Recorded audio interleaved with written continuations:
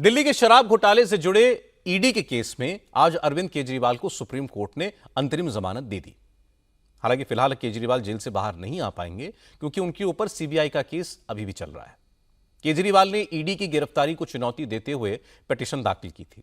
Justice Sanjeev Khanna और justice Dipankar Datta की bench ने इस पिटीशन की सुनवाई करने के बाद 17 मई को फैसला सुरक्षित रख लिया था।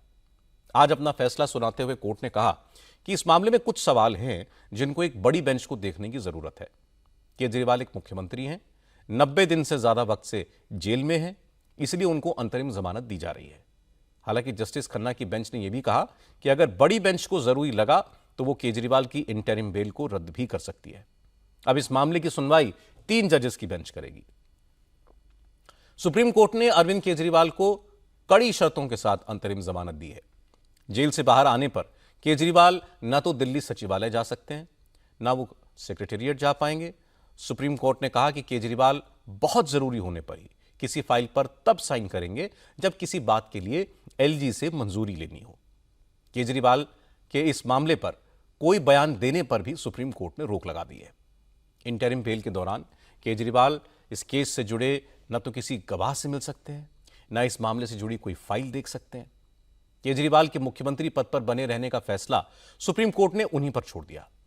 अदालत ने सुनवाई के दौरान कमेंट किया कि वैसे तो ऐसे मामले में आरोपी बनने पर संवैधानिक पद पर बैठा व्यक्ति इस्तीफा दे देता है, लेकिन अदालत यह फैसला अरविंद केजरीवाल पर छोड़ती है।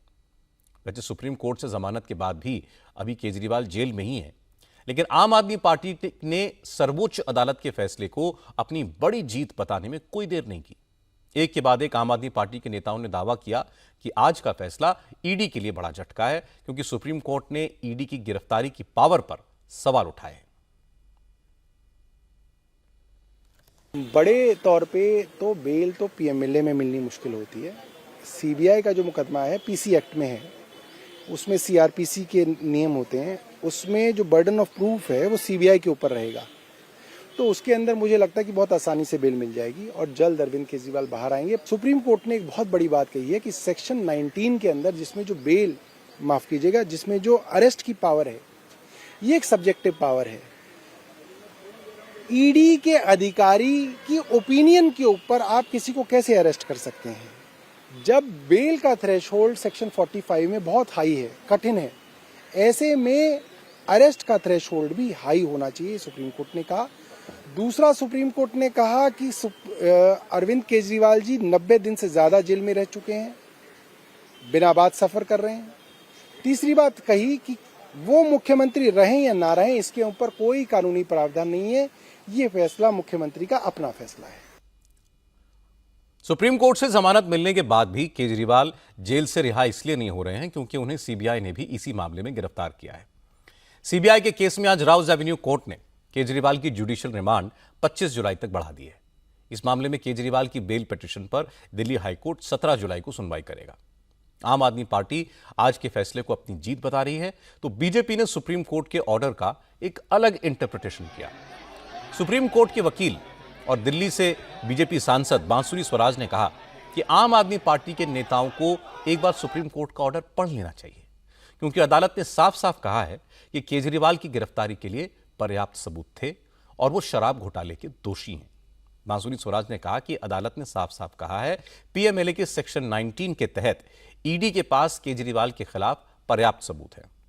बांसुरी स्वराज ने कहा कि केजरीवाल को जमानत टेक्निकल ग्राउंड पर मिली है, ये उनकी जीत तो कतई नहीं है। आज जो ऑर्डर आया है उसमें माननीय मुख्यमंत्री अरविंद केजरीवाल की जीत नहीं है, बल्कि honourable supreme court of India ने इस बात पर मोहर लगा दी है कि माननीय मुख्यमंत्री अरविंद केजरीवाल जी शराब घोटाले में दोषी हैं और ईडी के पास इसके लिए सफिशिएंट मटेरियल यानी प्रूफ, सारे के सारे तथ्य हैं। आज सील ऑफ अप्रूवल लगाई है सुप्रीम कोर्ट ने।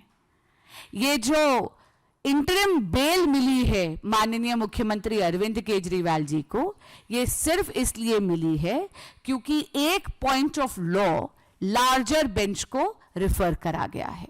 उनकी पिटीशन थी बेल के लिए नहीं, बल्कि इस बात के लिए कि यह बात प्रूव करी जाए या कोर्ट इस बात को एडजुडिकेट करे कि उनकी अरेस्ट इलीगल है, उनकी अरेस्ट अवैध है।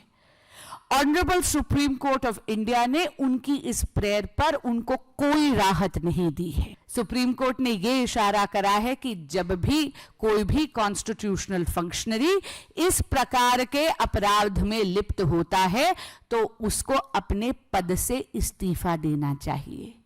लेकिन माननीय मुख्यमंत्री अरविंद केजरीवाल जी पर सत्ता के मुंह में इतने मदमस्त हैं कि सीएम की कुर्सी को छोड़ने के लिए वो तैयार नहीं है। हालांकि आम आदमी पार्टी ने कहा कि बीजेपी सुप्रीम कोर्ट के फैसले का गलत एनालिसिस कर रही है। पार्टी के सांसद संदीप पाठक बोले कि यह पूरा मामला सियासी है, केस ही पॉलिटिकल है। संदीप पाठक ने कहा कि सुप्रीम कोर्ट के फैसले से फिर साबित हुआ है कि बीजेपी विच हंटिंग कर रही है, लेकिन देर सवेर केजरीवाल जेल से रिहा होंगे, यह उनका यकीन है। सवाल राहत और रिहाई का नहीं है, ये एक पॉलिटिकल केस था। हम पहले दिन से कह रहे थे कि प्रधानमंत्री जी और अमित शाह जी जानबूझकर एक षड्यंत्र बनाकर केजरीवाल जी को जेल में रखे। आप देखेंगे कि पहले पीएमएलए के स्पेशल कोर्ट में अगर आप ऑर्डर को पढ़ेंगे उसमें साफ लिखा हुआ है कोर्ट के ऑर्डर में कि भाई कोई 1 रुपए 1 चवन्नी की कोई रिकवरी नहीं हुई, कोई केस नहीं बनता है, कोई एविडेंस नहीं है, केजरीवाल का जी का कोई लेना देना नहीं है, पार्टी का लेना देना नहीं है उसमें। बल्कि ये स्पष्ट लिखा हुआ है कि ईडी एक गलत मैलाफाइड इंटेंट के साथ काम कर रही है। इसके ऊपर कुछ बचता नहीं है, उसको भी छोड़ दो। आज माननीय सुप्रीम कोर्ट ने भी इंटरिम बेल दे दिया और प्रश्न क्या था सुप्रीम कोर्ट के सामने? सुप्रीम कोर्ट के सामने प्रश्न ये था कि क्या ये पूरी की पूरी गिरफ्तारी गलत है?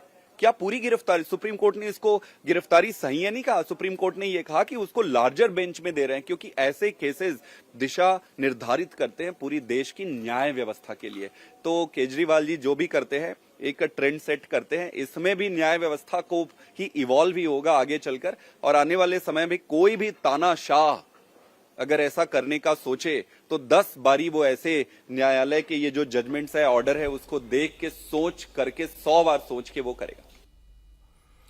वहीं दिल्ली में बीजेपी के प्रेसिडेंट वीरेंद्र सचदेवा ने भी आम आदमी पार्टी के नेताओं को बेल ऑर्डर को पढ़ने की सीख दी। सचदेवा बोले कि अगर केजरीवाल में जरा भी नैतिकता हो तो अब भी मुख्यमंत्री की कुर्सी छोड़ दें। सुबह से आम आदमी पार्टी के जितने नेता हैं जो अंतरिम जमानत के आदेश की बात कर रहे हैं, मेरा उनसे निवेदन है कि इस बार इस ऑर्डर को पढ़ें, जरा ध्यान से पढ़ें, जिसमें माननीय न्यायालय ने कहा है कि आप सचिवालय नहीं जा सकते, आप किसी फाइल पर साइन नहीं कर सकते और मुख्यमंत्री के रूप का कोई भी दायित्व आप नहीं निभा सकते। तो मेरा अरविंद केजरीवाल से सिर्फ एक सवाल है कि अगर आप में नैतिकता नाम की कोई चीज है, अगर जमीर जिंदा है, तो आप स्वयं सोचे कि आपको मुख्यमंत्री बने रहने का अधिकार है। अगर थोड़ी सी भी नैतिकता है अरविंद केजरीवाल में तो तुरंत इस्तीफा देना चाहिए। अरविंद केजरीवाल को ईडी के केस में जिन शर्तों पर जमानत मिली है वो उनकी राजनीति के लिए एक बड़ा झटका है, क्योंकि अगर केजरीवाल सीबीआई के केस में जेल से बाहर आ भी गए तो भी वो सीएम ऑफिस नहीं जा पाएंगे, सीएम होते हुए भी सीएम का काम नहीं कर पाएंगे। इससे केजरीवाल मुख्यमंत्री रहते हुए भी इस पद की कोई जिम्मेदारी अदा नहीं कर पाएंगे। ये केजरीवाल को मिली इंटरिम बेल का सबसे बड़ा ड्रॉबैक है। दिल्ली में विधानसभा चुनाव में अब 6 महीने बचे हैं। मुख्यमंत्री के तौर पर हर चुनाव से पहले केजरीवाल कोई बड़ा ऐलान, किसी स्कीम की घोषणा करते रहते हैं। 2025 के विधानसभा चुनाव से पहले उन्होंने दिल्ली की महिलाओं को 1000 रुपए प्रति महीना देने का ऐलान किया था। बजट में यह स्कीम अनाउंस हो चुकी है। आम आदमी पार्टी इस स्कीम को इस बार तुरुप का इक्का मान रही है। लेकिन अगर अरविंद केजरीवाल सीएम का कोई काम ही नहीं कर पाएंगे तो वो कैबिनेट की मीटिंग भी नहीं बुला पाएंगे। ऐसे में स्कीम के साथ साथ पानी के बिल की आम माफी, ऐसी योजनाएं भी अटक जाएंगी और आम आदमी पार्टी को इसका सीधा नुकसान विधानसभा के चुनाव में होगा।